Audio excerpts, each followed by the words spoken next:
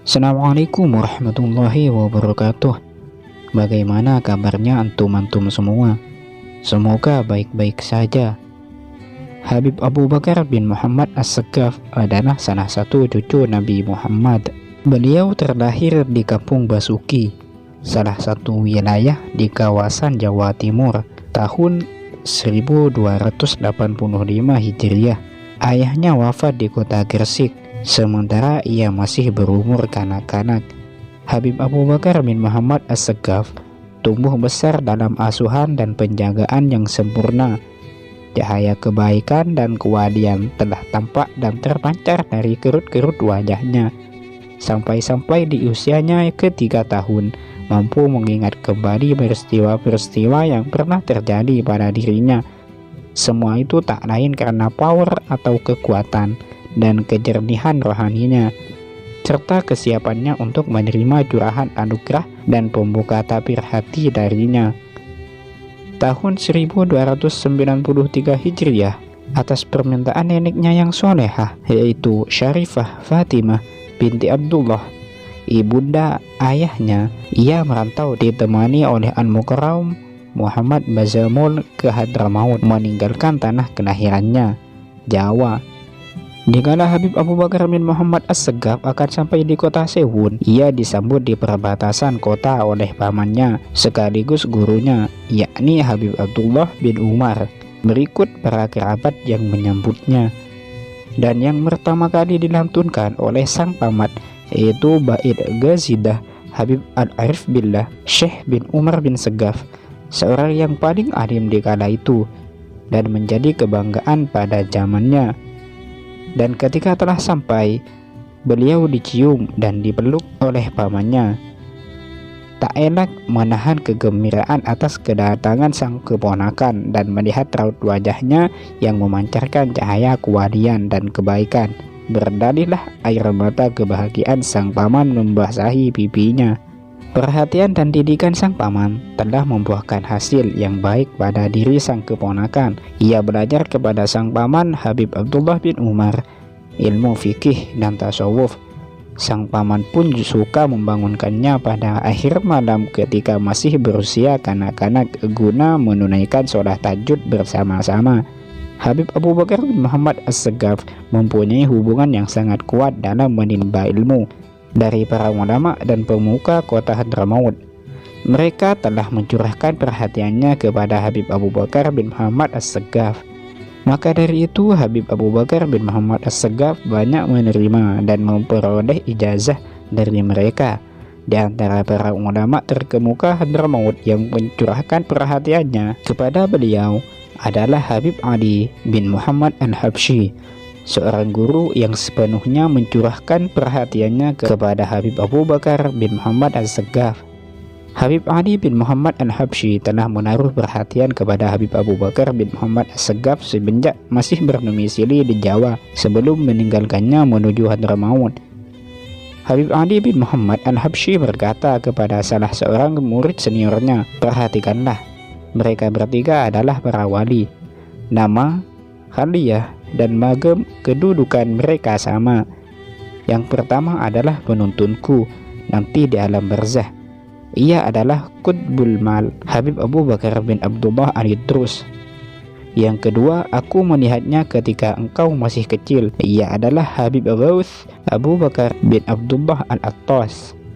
Dan yang ketiga, engkau akan melihat sendiri nanti di akhir dari umurmu." Tatkala memasuki tahun terakhir dari umurnya, sang murid bermimpi melihat Rasulullah SAW sebanyak 5 kali berturut-turut selama 5 malam. Sementara setiap kali dalam mimpinya, Rasulullah mengatakan kepadanya, "Lihatlah di sampingmu ada cucuku yang soleh, Abu Bakar bin Muhammad As-Saqqaf." Sebelumnya orang yang bermimpi tersebut tidak mengenal Habib Abu Bakar, kecuali setelah dikenalkan oleh baginda Rasulullah di dalam mimpinya. Lantas dia teringat akan ucapan Habib Ali bin Muhammad Al-Habsyi, di mana beliau pernah berkata, mereka bertiga adalah para wali, nama dan kedudukan mereka sama. Setelah itu yang bermimpi tadi menceritakan mimpinya kepada Habib Abu Bakar bin Muhammad As-Saqqaf.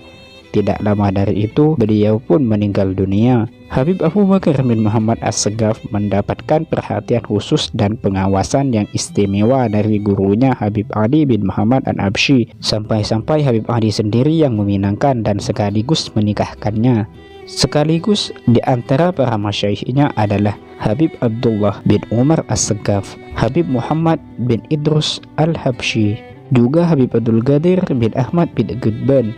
Guru yang terakhir ini sering memberi berita gembira kepadanya, "Engkau adalah pewaris haliyah kakekmu, Habib Umar bin Segaf." Sekian banyak para ulama dan para wali, para kaum sholihin Hadramaut itu yang berasal dari Sewud, Tarim, dan lain-lain yang menjadi guru Habib Abu Bakar bin Muhammad As-Segaf, seperti Habib Muhammad bin Ali As-Segaf, Habib Idrus bin Umar Al-Habsyi, Habib Ahmad bin Hasan Al-Attas, Habib Abdurrahman Al-Masyhur, juga putranya Habib Ali bin Abdurrahman Al-Masyhur, dan juga Habib Syekh bin Idrus Al-Idrus, dan masih banyak lagi guru-guru yang lainnya. Pada tahun 1302 Hijriah, ditemani oleh Habib Alwi bin Segaf As-Segaf, Habib Abu Bakar As-Segaf pulang ke tanah kelahirannya, Jawa, tepatnya di Kampung Basuki. Selanjutnya, pada tahun 1305 Hijriah, ketika itu beliau berumur 20 tahun. Beliau pindah ke kota Gresik sambil terus menimba ilmu dan meminta ijazah dari para ulama yang menjadi sinar penerang negeri pertiwi Indonesia. Sebut saja Habib Abdullah bin Muhsin Al-Attas, Habib Abdullah bin Ali Al-Haddad, Habib Ahmad bin Abdullah Al-Attas, Habib Abu Bakar bin Umar bin Yahya, Habib Muhammad bin Idrus Al-Idrus, Habib Muhammad bin Idrus Al-Umar bin Yahya, Habib Muhammad bin Idrus Al-Habsyi, Habib Muhammad bin Ahmad Al-Mukhdar, dan lain sebagainya. Kemudian pada tahun 1321 Hijriah, tepatnya pada hari Jumat, ketika sang khotib berdiri di atas mimbar, beliau mendapat ilham dari Allah, bergeming dalam hatinya untuk mengasingkan diri dari manusia semuanya.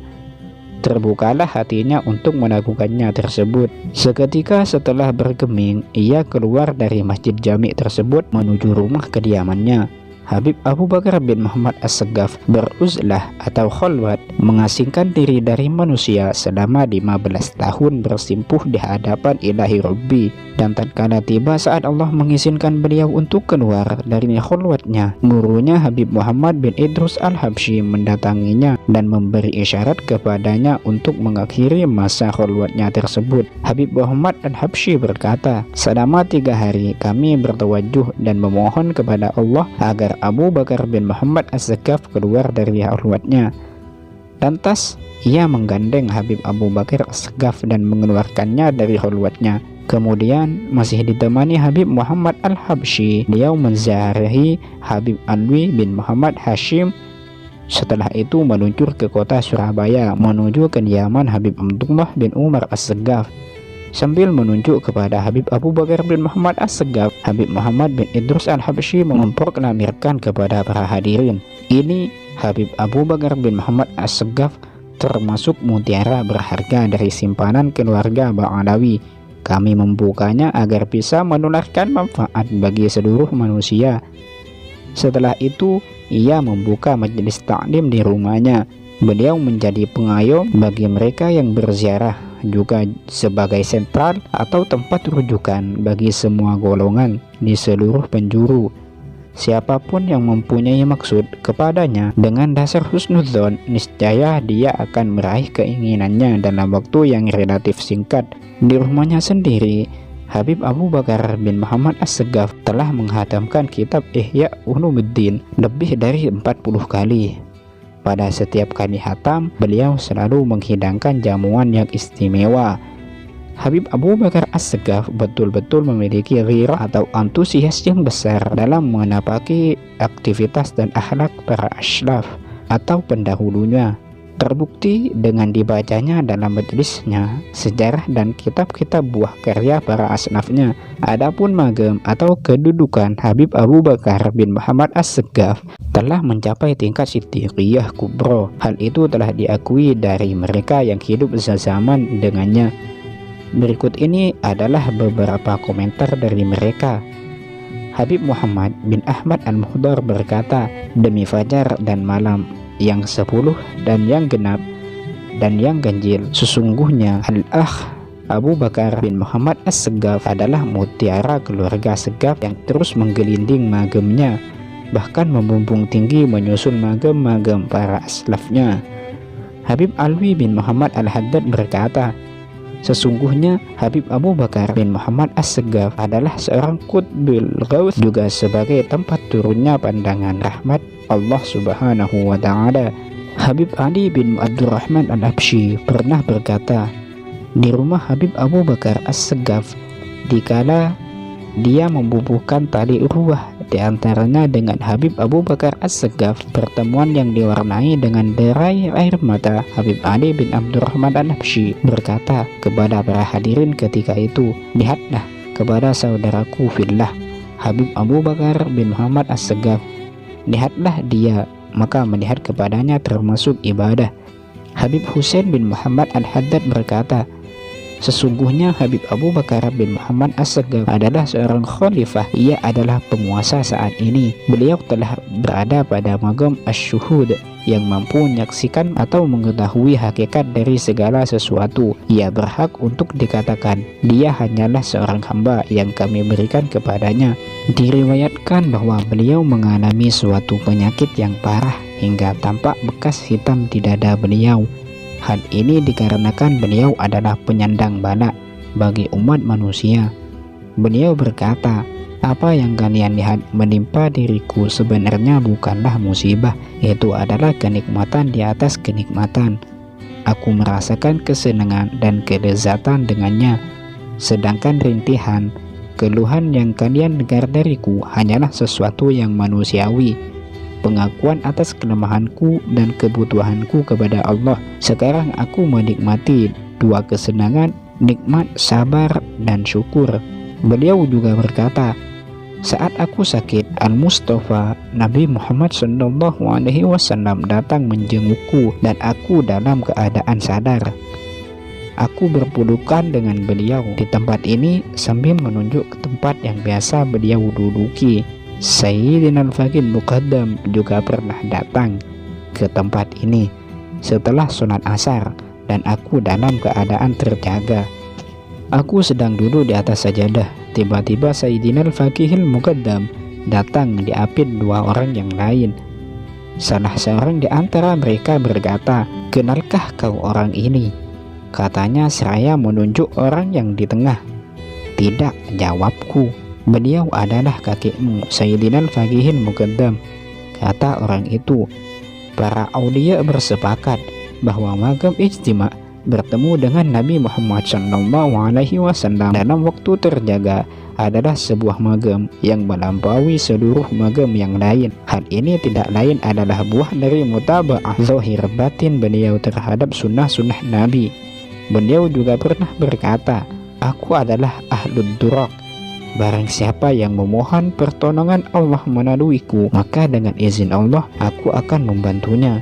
Barang siapa yang berada dalam kesulitan lalu memanggil-manggil namaku, maka aku akan segera hadir di sisinya dengan izin Allah.